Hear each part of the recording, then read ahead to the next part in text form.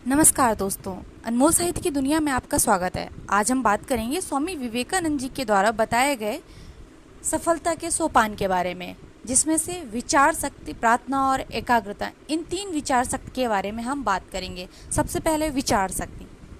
कार्य अवश्य अच्छा है, पर वह भी तो विचार या चिंतन से उत्पन्न होता है। शरीर के माध्यम से शक्ति की जो छोटी छोटी अभिव्यक्तियां होती हैं, उन्हीं को कार्य कहते हैं। बिना विचार या चिंतन के कोई कार्य नहीं हो सकता। अतः मस्तिष्क को ऊंचे ऊंचे विचारों, ऊंचे ऊंचे आदर्शों से भर लो और उनको दिन रात मन के सम्मुख रखो। ऐसा होने पर इन्हीं विचारों से बड़े बड़े कार्य होते हैं। एक विचार लो, उसी विचार को अपना जीवन बनाओ, उसी का चिंतन करो, उसी का स्वप्न देखो और उसी में जीवन बिताओ। तुम्हारा मस्तिष्क, स्नायु, शरीर के सर्वांग उसी के विचार से पूर्ण रहे। दूसरे सारे विचार छोड़ दो। यही सिद्ध होने का उपाय है। यदि तुम पांच ही भावों को पचाकर तदनुसार जीवन और चरित्र गठित कर सको, तो तुम्हारी शिक्षा उस आदमी की अपेक्षा बहुत अधिक होगी जिसने एक पूरे पुस्तकालय को कंठस्थ कर रखा है। विचार ही हमारी कार्य प्रवृत्ति का नियामक है।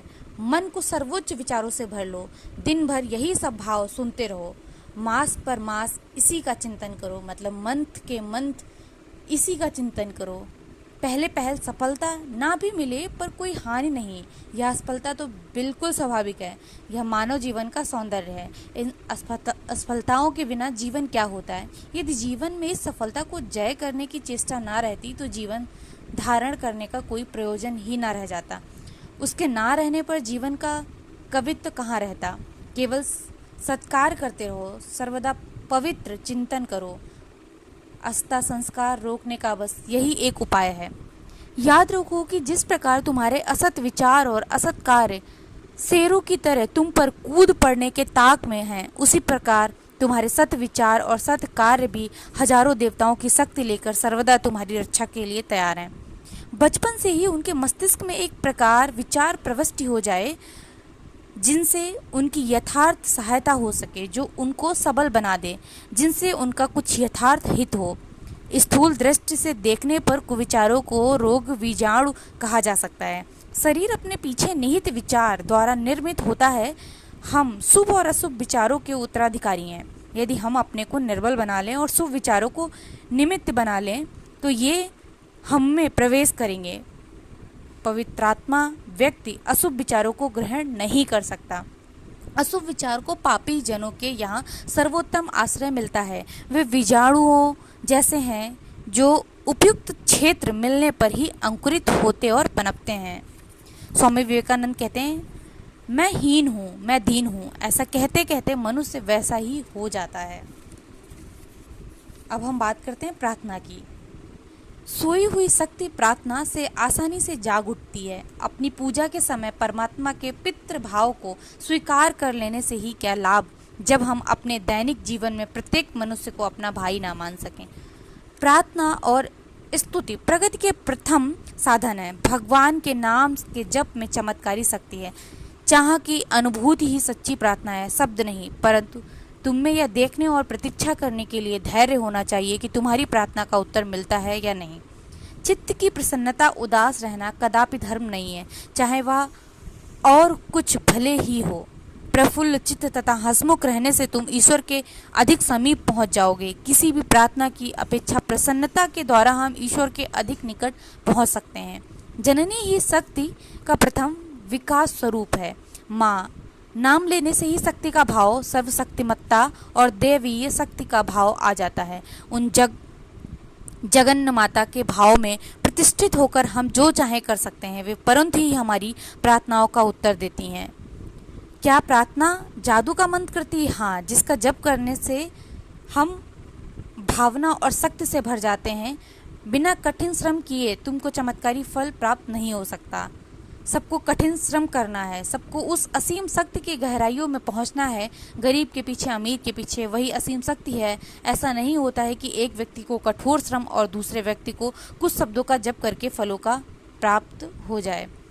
यह विश्वास एक अविच्छिन्नित प्रार्थना है। यदि तुम प्रार्थना को इस अर्थ में ग्रहण करते हो तो मैं तुम्हारे साथ हूँ। शब्द आवश्यक नहीं, मूक प्रार्थना श्रेष्ठतर है।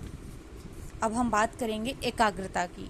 स्वामी विवेकानंद जी कहते हैं, एकाग्रता समस्त ज्ञान का सार है, उसके बिना कुछ नहीं है किया जा सकता। साधारण मनुष्य अपनी विचार शक्ति का 90% अंश व्यर्थ नष्ट कर देता है और इसलिए वह निरंतर भारी भूलें करता रहता है।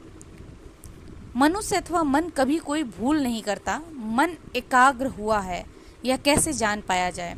मन के एकाग्र हो जाने पर समय का कोई ज्ञान न रहेगा। जितना ही समय का ज्ञान जाने लगता है, हम उतने ही एकाग्र होते जाते हैं। हम अपने दैनिक जीवन में भी देख पाते हैं कि जब हम कोई पुस्तक पढ़ने में तल्लीन रहते हैं तब समय की ओर हमारा बिल्कुल ध्यान ही नहीं जाता है। जब हम पढ़कर उठते हैं तो अचरज करने लगते हैं कि इतना समय बीत गया। इस तरह से हम समय में अपना मन हटाकर एकाग्रता में मन लगा सकते हैं। जब मन अत्यंत शांत और एकाग्र रहता है, केवल तभी हम लोगों के समस्त शक्ति सत्कार्य में व्यक्त होती है। यदि तुम जगत के महान कार्यकुशल व्यक्तियों की जीवनी कभी पढ़ो तो देखोगे कि वे अद्भुत शांत प्रकृति के लोग थे। कोई भी वस्तु उनके चित्त की स्थिर भंग नहीं कर पाती थी। इसलिए जो व्यक्ति शीघ्र ही क्रोध या घृणा किसी अन्य आवेग से अभिभूत हो जाता है, वह कोई काम नहीं कर पाता, अपने को चूर चूर कर डालता है और कुछ भी व्यवहारिक नहीं कर पाता है। केवल शांत, क्षमाशील, स्थिर चित्त व्यक्ति ही सबसे अधिक काम कर पाता है।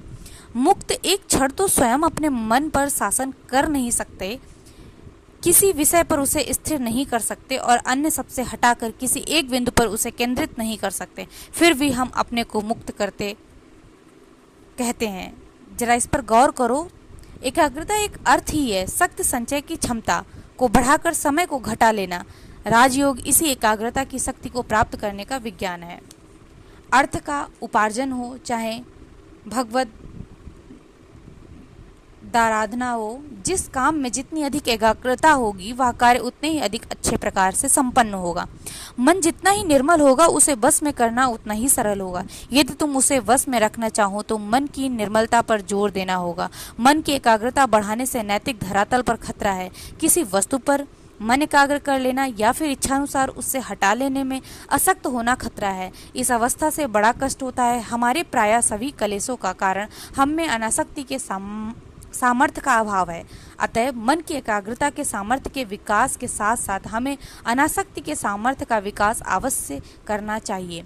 जब सब ओर से मन को हटाकर किसी एक वस्तु में उसे आसक्त करना ही नहीं, वरन एक क्षण में उससे अनासक्त कर किसी अन्य वस्तु में स्थापित करना भी हमें अवश्य सीखना चाहिए। इसे निरापद बनाने के लिए इन दोनों का अभ्यास एक साथ बढ़ाना चाहिए।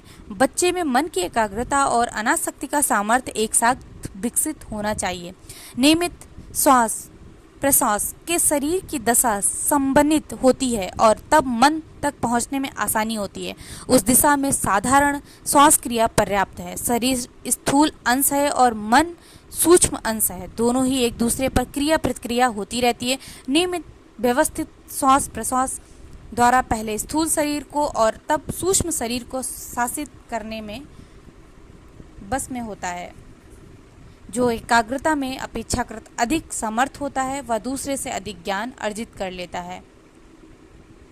धन्यवाद दोस्तों, मिलते हैं हम नेक्स्ट वीडियो में किसी नए टॉपिक के साथ।